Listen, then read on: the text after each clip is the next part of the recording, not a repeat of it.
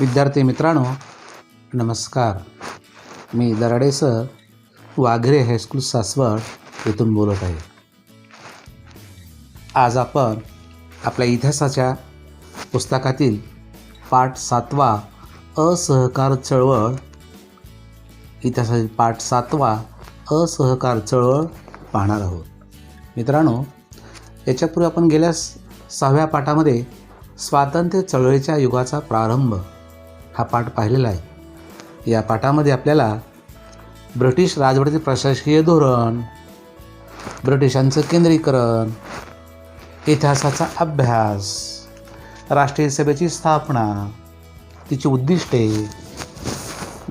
राष्ट्रीय सभेमध्ये पडलेले 2 गट जहाल आणि मवाळ का पडले, राष्ट्रीय सभेची चतुःसूत्री किंवा जहाल आणि मवाळ यांच्यातील मतभेद, इंग्रज सरकारांची दडपशाही, मोर्लो मिंटो कायदा, लखनौ करार, होम रूल चळवळ हे आपण पाहिलेलं आहे.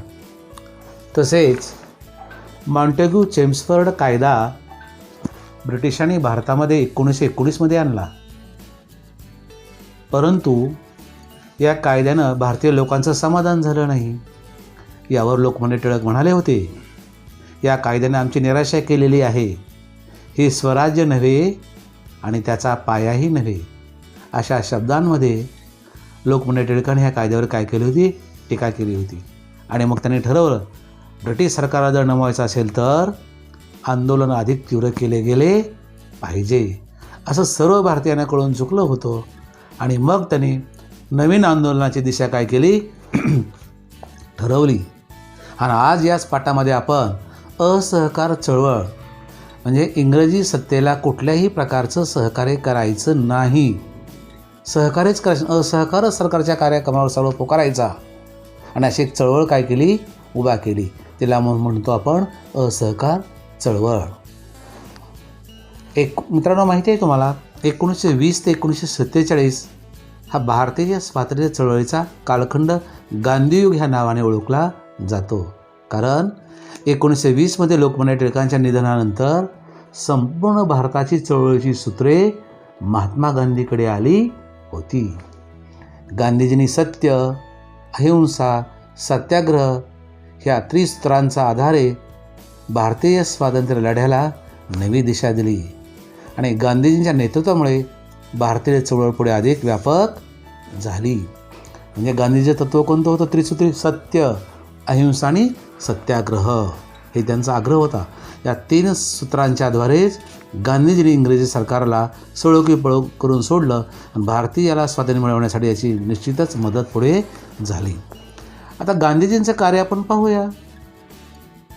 गांधीजी 1893मध्ये वकिली करण्यासाठी दक्षिण आफ्रिकेत गेले होते. दक्षिण आफ्रिकेत इंग्लंडची एक वसाहत होती. उद्योग, व्यापार, कामधंद्यासाठी अनेक भारतीय लोक आफ्रिकेमध्ये स्थायिक होते.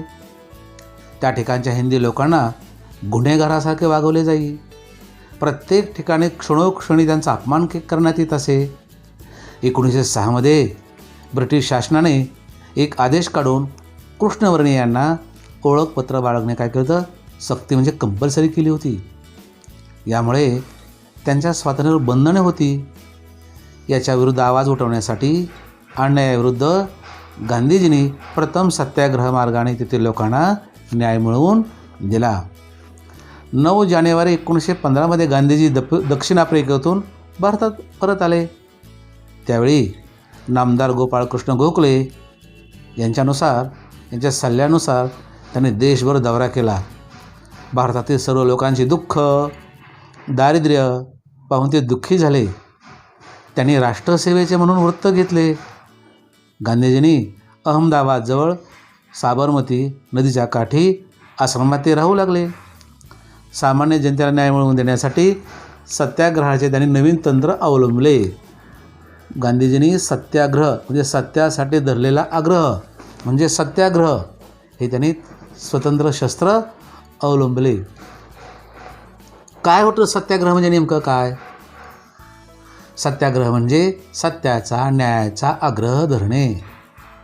सत्यासाठी आग्रह धरणे न्यायाचा आग्रह धरणे, अन्याय करणाऱ्या व्यक्तीला संयमाने आणि अहिंसेच्या मार्गाने सत्य न्यायाची जाणीव करून देणे व तिचे मतपरिवर्तन करणे हे सत्याग्रहीचे काय होतं, उद्दिष्ट होतं. सत्याग्रह म्हणजे मित्रांनो सत्याचा आणि न्यायाचा आग्रह धरायचा, अन्याय करणाऱ्या व्यक्तीला संयमानं, विनयशीलपणानं आणि कुठल्याही प्रकारची हिंसा न करता मार्गाने सत्य आणि न्यायाची जाणीव करून द्यायची.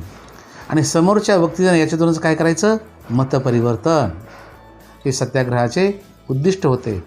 सत्याग्रह करणाऱ्या व्यक्तीने हिंसा व असत्य ह्यांचा वापर करता कामा नये अशी गांधीजीची शिकवण होती. पहा महत्त्वाचं, सत्याग्रह करणाऱ्या व्यक्तीच्या अंगी कोणते गुण असावे त्याचं गांधीजींना वाटत, तर त्या व्यक्तीने हिंसा आणि असत्य म्हणजे हिंसा करायची नाही, रक्तपात करायचा नाही, असत्य करायचं नाही, कधी सत्यानंच वागायचं. म्हणजे हिंसा व असत्य यांचा वापर करता कामा नये, ज्याला सत्याग्रह करायचा आहे त्याने, असं गांधीजींची शिकवण होती.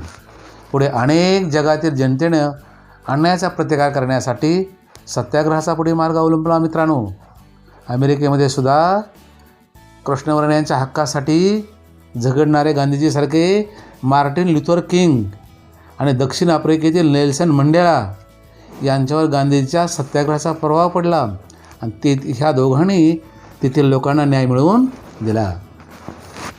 आता बघू पहिला चंपारण्याचा सत्याग्रह. आपल्या महाराष्ट्रासारखं भारतामध्ये बिहार नावाचं राज्य आहे. त्या ठिकाणी चंपारण या ठिकाणी ब्रिटिश लोक मळे मालकाकडून भारतीय शेतकऱ्यावर नीळ पिकवण्याची सक्ती करत. म्हणजे भारतीय शेतकऱ्यांनी नीळ पिकवलीच पाहिजे, कारण ही नीळ ठरलेल्या दरातच मळेवाल्यांनी विकण्याची सक्ती केली होती, त्यामुळे शेतकऱ्याचं नुकसान व्हायचं. आणि गांधीजी 1917मध्ये चंपारण्यात गेले, त्या ठिकाणी शेतकऱ्यांना संघटित केलं आणि गांधीजीचा हा पहिला लढा यशस्वी झाला आणि शेतकऱ्यांना न्याय मिळवून दिला. महात्मा गांधींनी चंपारण्य सत्याग्रह का केला, कारण ब्रिटिश सरकार चंपारण्यामध्ये भारतीय शेतकऱ्यावरती नीळ पिकवण्याची सक्ती करत होती आणि ही नीळ ठरलेल्या दरानंच विकण्याची पण त्यांच्यावर सक्ती केलेली होती, कारण इंग्रज सरकार ह्या निळीपासून त्यांच्या देशामध्ये भरपूर पैसा मिळत असे, मात्र शेतकऱ्याचं नुकसान व्हायचं. त्यामुळे गांधीजी तिथे गेले, शेतकऱ्यांना एकत्र केलं आणि सरकारविरुद्ध आंदोलन केलं आणि हा लढा पहिला भारतातील होता, तो यशस्वी झाला आणि शेतकऱ्यांना न्याय मिळाला. दुसरा खेडा सत्याग्रह. गुजरातमध्ये खेडा जिल्हा आहे, त्यामुळे दुष्काळ खूप पडलेला होता. तरीही इंग्रज सरकार शेतकऱ्याकडून शेतसारा कंपल्सरी घ्यायचा. आता शेतसारा म्हणजे काय, तुमच्या भाषेत टॅक्स. आपण टॅक्स भरतो नाही सरकारला, शेतसारा म्हणजे कर. तो शेतसारा वसूल केला जात होता. गांधीजींनी शेतकऱ्यांना शेतसारा न भरण्याचा सल्ला दिला.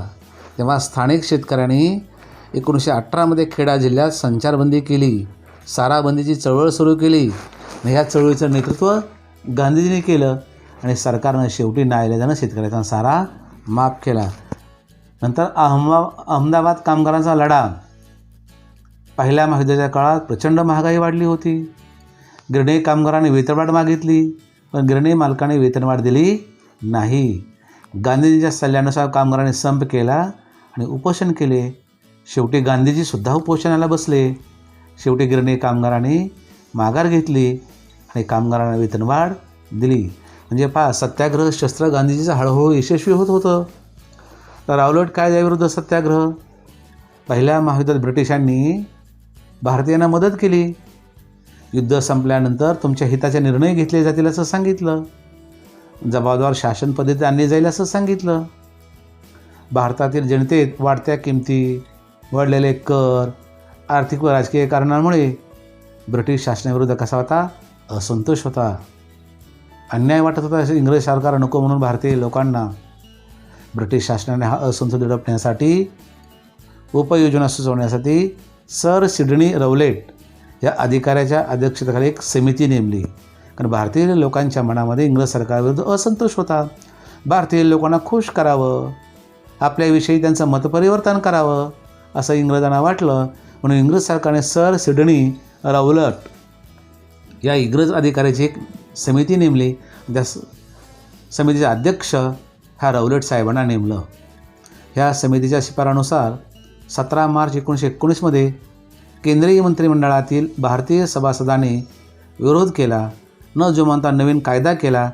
त्याला रौलट कायदा असे म्हणतात. रौलट कायदा असे म्हणतात. या कायद्यानं काय होतं? ह्या कायद्यात कुठल्याही भारतीय लोकांना विना चौकशी अटक करण्याचा, न्यायालयात खटला न भरता तुरुंगात डांबण्याचा अधिकार सरकारला देण्यात आला होता. या कायद्याने दिलेल्या शिक्षेविरुद्ध अपील म्हणजे दुसरीकडे अपील करता येत नव्हतं, न्याय मागता येत नव्हता. भारतीयांनी या कायद्याला काळा कायदा असे म्हटले. म्हणून भारतीय लोकांनी रौलट कायद्याचा काळा कायदा असा म्हणून निषेध केला. या कायद्यामुळे सगळ्या देशभर संताप, राग आणि द्वेष निर्माण झाला आणि गांधीजींनी 6 एप्रिल 1919 रौलट कायद्याला विरोध करण्यासाठी देशव्यापी संप, हरताळ पुकारण्याचे जनतेला आवाहन केले. भारतीय जनतेने ह्याला मोठा प्रतिसाद दिला. आता याचाच प्रयोग म्हणून जालियनवाला बाग येथे हत्याकांड झाली. रौलट कायद्याविरुद्ध पुकारलेल्या लढ्याचे पंजाब प्रांतात तीव्र स्वरूप धारण केले. अमृतसर येथे हे शहर चळवळीचे प्रमुख केंद्र बनले. सरकारने दडपशाहीचे सत्र सुरू केले. गांधीजींना पंजाब प्रांतात प्रवेश करण्यास मनाई देण्यात आली. जनरल डायर जो अधिकारी होता ह्याच्या बंदोबस्तासाठी नेमलेला जनरल डायरने अमृतसरमध्ये सभाबंदीचा हुकूम जारी केला. अमृतसर येथील हरताळ प्रकरणी डॉक्टर सत्यपाल व सैफुद्दीन किचलू अशा नेत्यांना अटक केली. या घटनेचा निषेध म्हणून 13 एप्रिल 1919 रोजी अमृतसर येथील जालियनवाला बागेत बैशाखी सणाचा निमित्ताने सभा आयोजित करण्यात आली होती. हा पंजाबी लोकांचा सण होता तिथला. यावेळी जनरल डायर लष्करी गाड्या घेऊन तेथे आला. जालियनवाला बाग मैदानात एकच बाजूने असलेला अरुंद रस्ता आहे. पहा, बाग मोठी आहे, उंच उंच डावीकडे उजवीकडे खूप उंच भिंती आहेत आणि एक छोटासा 10 ते 15 फुटाचाच रस्ता आहे. पहा, मी स्वतः ते पाहिलेलं आहे. आणि एकाच बाजून त्या आतमध्ये बागेमध्ये जाता येतं. आणि जर गर्दी असं एकदम जर बाहेर यायचं म्हटलं, दुसरीकडून जायला कुठेही रस्ता नाही. ज्या ठिकाणी गेलं त्या ठिकाणीच परत यावा लागतं. हा छोटासा अरुंद रस्ता आहे. आणि तो रस्ता काय केला, सरकारनं बरोबर अडवला आणि न माहीत होता बेछूट निशस्त्र निरपराधी लोकांवरती कुठेही कल्पना न देता बेछूट अमानुष गोळीबार केला. अगदी पशुलासुद्धा लाजवर असं कृत्य केलं. लोकांची कल्पना नव्हती. बंदुकीच्या या 600 फैरी झाल्यानंतर दारूगोळा संपल्यामुळे गोळीबार बंद झाला. पहा, या हत्याकांडामध्ये सुमारे 400 स्त्री पुरुष मरण पावले. बघा, रस्ता अरुंद आहे, दाटी वाटीने लोक बसलेले आहेत, सणाचा उत्सव आहे, आनंदाचं वातावरण आहे, चारीबाजूला उंच भिंती आहेत, विहिरे आतमध्ये, बाहेर यायला रस्ता नाही. 600 फेरी झाल्यानंतर लोक कुठून कशी पळणार? अचानक सैरावैरा लोक करून पळाले. 400 स्त्री पुरुष या ठिकाणी चेंगरून आणि घाबरूनच मरण पावले. याचे तर गंतच नाही.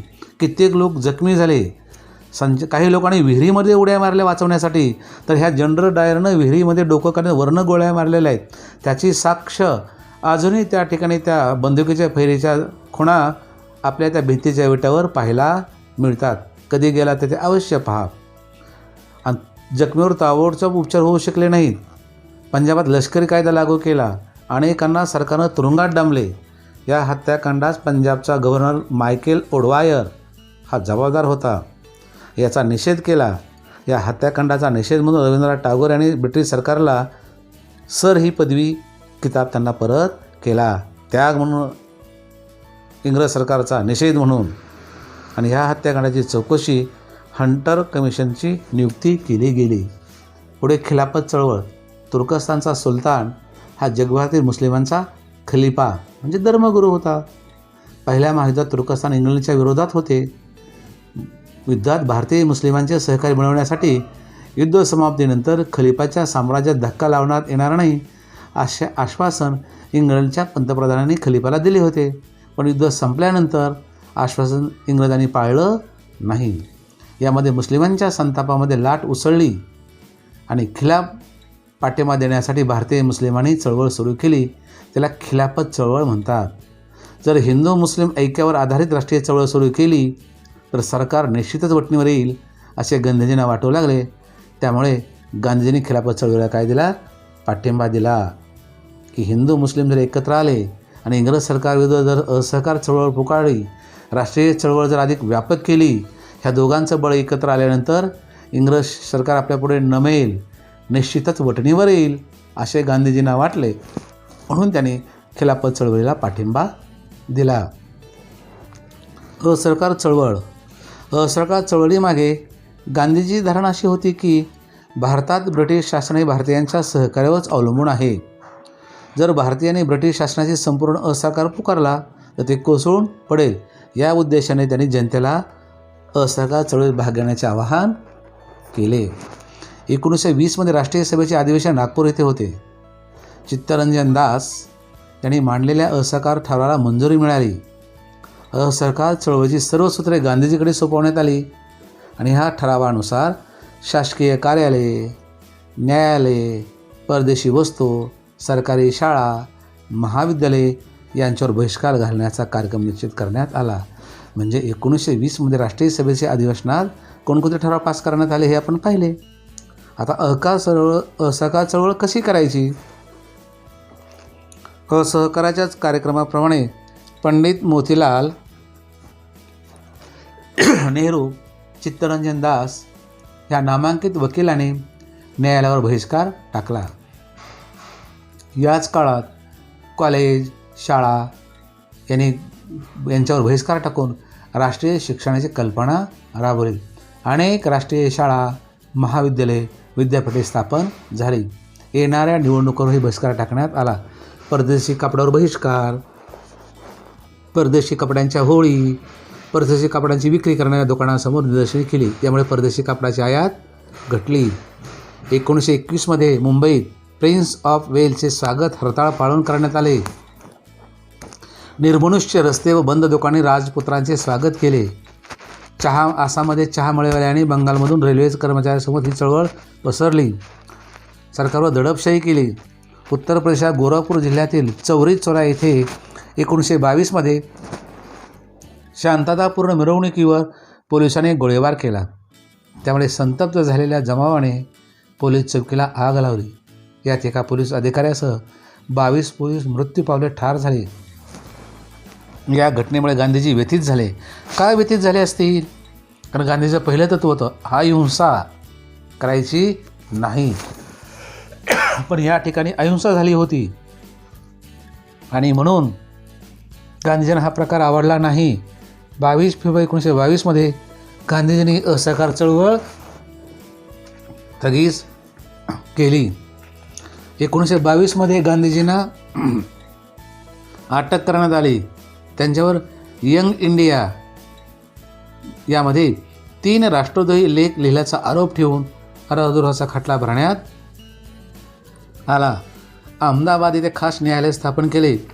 गांधीजींना 6 वर्षाची शिक्षा सुनावली. पुढे मात्र प्रकृतीच्या अस्वास्थ्याच्या कारणास्तव गांधीजी तुरुंगात सुटका केली. त्यात प्रामुख्याने स्वदेशीचा प्रसार, हिंदू मुस्लिम ऐक्य, मद्यपान बंदी, अस्पृश्यता निवारण, खादीचा प्रसार, राष्ट्रीय शिक्षण अशा गोष्टीचं गांधीजींनी विधायक कार्यक्रमाला ग्रामीण भागात चळवळ करायला सुरुवात केली. राष्ट्रीय समिती चित्तरंजन दास, मोतीलाल नेहरू यांनी सरकारची अडवणूक करण्यासाठी कायदे मंडळात प्रवेश केला. 1922 राष्ट्रीय सभेच्या अंतर्गत स्वराज्य पक्षाची स्थापना केली. स्वराज्य पक्षाची स्थापना का केली? कायदे मंडळात प्रवेश मिळवून सरकारची अडवणूक करण्यासाठी प्रवेश केला. 1923 पुढे मध्यवर्ती प्रांतिक कायदे मंडळावर स्वराज्य पक्षाचे उमेदवार निवडून आले. यामध्ये मोतीलाल नेहरू, मदन मोहन मालवीय, लाला लजपतराय, नचिकेता यांचा समावेश झाला. कायदे मंडळात सरकारच्या अन्याय धोरणाला त्यांनी प्रखर विरोध केला. जबाबदार शासन पद्धती द्यावी अशी मागणी केली. भारतीयांचे प्रश्न सोडवण्यासाठी गोलमेज परिषद भरवण्यात आली अशी मागणी केली. राजकीय कैद्यांना मुक्त करावे यासाठी विधिमंडळात ठराव पास करून घेण्यात आले आणि सरकारने मात्र स्वराज्य पक्षाचे बहुतेक सर्व ठराव फेटाळून लावले.